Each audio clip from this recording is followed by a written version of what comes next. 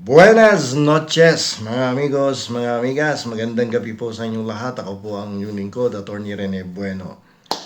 Ngayon po ay pag-uusapan natin ang mundo ng politika sa Pilipinas. Ito po ay actually karugtong lamang ng ating vlog kahapon tungkol sa impeachment ng ating Vice Presidente na kung saan ay usap-usapan na ito ay mai-refer o mai-endorso na sa Senado by tomorrow. Not on the first mode of impeachment, kundi sa second mode of impeachment. At madalas hindi maintindihan ng taong bayan ano ba itong may sapat na boto kapag may nagsasabing isang pinuno ng Kongreso na sinasabi may sapat kaming boto para sa impeachment. So sa kanila, ano ba talaga ang ibig sabihin nito? Boto lang ba ito na nagpakita ng suporta o may mas malalim itong ibig sabihin tungkol sa paghawak ng kapangyarihan? Okay, ako din, share ko sa inyo, di ba kahapon na i-share ko sa inyo na ako po ay may nakakwentuhan isang miyembro ng mababang kapulungan na kung saan sinabi din niya sa akin na may sapat na silang boto and actually, ang kongresista ay very hopeful, very confident that they have the votes and that it will be endorsed to the Senate for the impeachment trial of the Vice President. So yung mga usap-usapan kamakailan tungkol sa impeachment nga ni Vice President Sara Duterte ay nagbibigay sa atin ng magandang pagkakataon para suriin ito. At kahapon, no, katulad nga ng nasabi ko sa vlog kahapon, narinig natin ang pahayag na ibinibigay, no, o ibinigay ni Congressman Benny Abante Jr. ng City of Manila na may kumpiyansa daw sila na makakakuha sila ng sapat na bilang ng boto. Pero habang sinisiyasat natin to, kailangan natin tanungin ang ating mga sarili.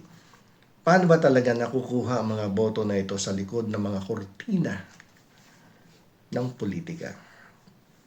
Tingnan natin kung ano ba ang ibig sabihin ng pahayag ni Congressman Abante. May sapat kaming boto. Yan. Tingnan natin mabuti, suriin natin, himayin natin. Kapag sinabi ng isang pinuno ng kapulungan o sino mang may impluwensya sa politika na may sapat kaming boto, bihirang-bihira na ito ay nangangahulugan na bago lang nilang nakumbinsi ang lahat, no, sa tunay na politika, no, sa realidad ng politika. Ang ganito pong pahayag ay halos palaging paalala na mayroon ng nagawang hakbang bago pa man ito sabihin sa publiko. Hindi kasi magbibitaw yan ng pananalita na hindi pa nagkakaroon ng usapan nitong mga nakarang araw. So, lilinawin natin. Ang ibig sabihin nito, yung pagpapahayag ni Congressman Abante at pati na din to sa nakausap kong isang kongresista, ang ibig sabihin na may sapat kaming numero para sa impeachment ng Vice President Sara Duterte ay may nakausap na sila.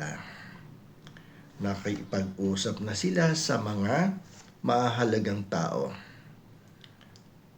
Ibig sabihin, kung meron mang kumukontra pang iba, nailipat na ang suporta ng ilan. Bina-neutralize na. Ang mga posibleng pumigil, definitely, nawalan na ng lakas. Alam niyo po yung mga ganitong usapin, yung ganitong klaseng usapin, hindi po ito biglaan. Ito po ay isang proseso na pinaghahandaan ng matagal.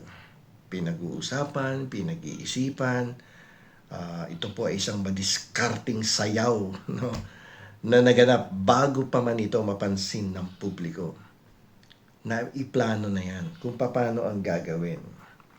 Doon lang sa pag-file ng first, second, third, and fourth impeachment, mapapansin nyo na po na mukhang may niluluto na may mukhang may special na paraan na gagawin, no, para mapabilis in order to expedite the impeachment process of the Vice President. No, para hindi na dumayan yan sa Committee on Justice na i-determine pa insufficiency of form and substance, kompleto na may ebidensya, diretso na sa sa Senado yan, no? At so that the Senate will proceed with the impeachment forthwith.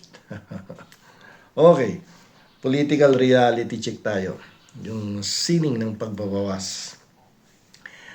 Isipin niyo po ito sa politika, ang tagumpay ay hindi lang tungkol sa pagkolekta ng suporta. Pantay na mahalaga ang pagpapahina sa kalaban. Imagine ninyo, ano ang ginagawa ng liderato na kampi sa administrasyon. Unti-unti pinapahina yung kalaban eh. Alam niyo na ibig ko sabihin dyan. Nakikita natin ito sa paulit-ulit na mga eksena. Sa Senado, halimbawa, nakikita natin ang unti-unting paglayo sa impluwensya ng mga kilalang kaalyado ni Vice President Sara Duterte. Hindi man sila tinatanggal sa pwesto, pero ang kanilang bigat, ang kanilang kapangyarihan ay dahan-dahang nawawala. Nailalayo sila mula sa sentro ng kapangyarihan patungo sa tabi. Diba? Pansinin niyo yan. Isipin niyo mabuti para magkaroon tayo ng mental exercise. Ano ba nangyari ng mga nakaraan? At ikumpara niyo ngayon sa ating pagkwekwentuhan dito. Okay? Ito ngayon yung malaking tanong. No? Nakakonektado sa pahayag ng City of Manila Congressman na si Abante. Dahil dito may mahalagang tanong nga tayo. Di ba? Lalo na sa House of Representatives. Kung nangyayari ang ganitong estratehikong o strategic na pagbabawas sa isang kapulungan, nangyayari din ba ito, no? Nangyayari rin ba ang parehong strategy? At marahil ay mas pino pa sa kapulungan ng mga kinatawan. Isipin nyo, ano ang sagot? Ang sagot po mga amigos, mga amigas, mga kabueno, ay madalas na oo. At ang mas mahalaga, ito ay ginagawa ng mas tahimik, mas sistematiko, at sa huli, mas epektibo. Ganyan po kumilos ang karamihan sa ating mga political animal. Okay, narinig nyo na naman yung political animal.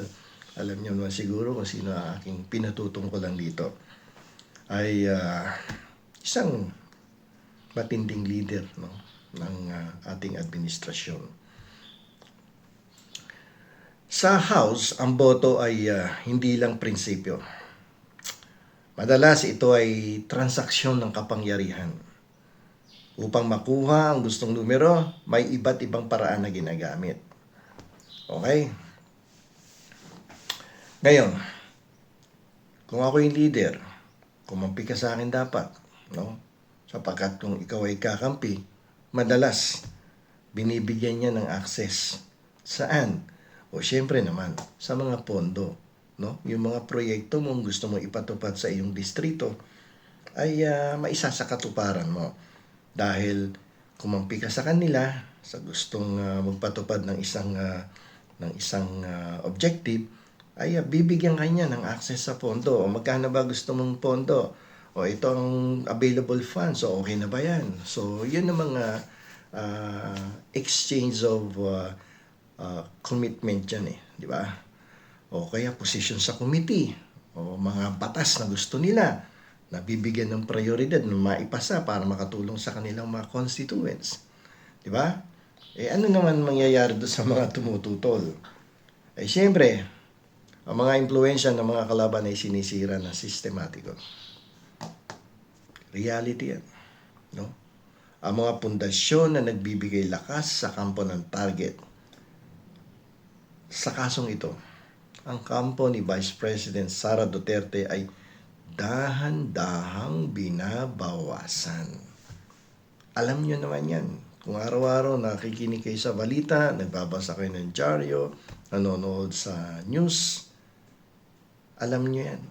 no, kung paano dahan-dahang binabawasan ang kakampi ng mga oposisyon. Yung oposisyon identified with the former administration. Kaya yung kumpiyansa na ipinapahayag ng mga personalidad tulad ni Congressman Abante ng siyudad ng Maynila ay hindi lang nagmumula sa pagkakaroon ng mga kalyado. Nagmumula ito sa kalkuladong tahimik na pagtanggal sa kakayahang tumutol, no, in relation to the impeachment of the Vice President.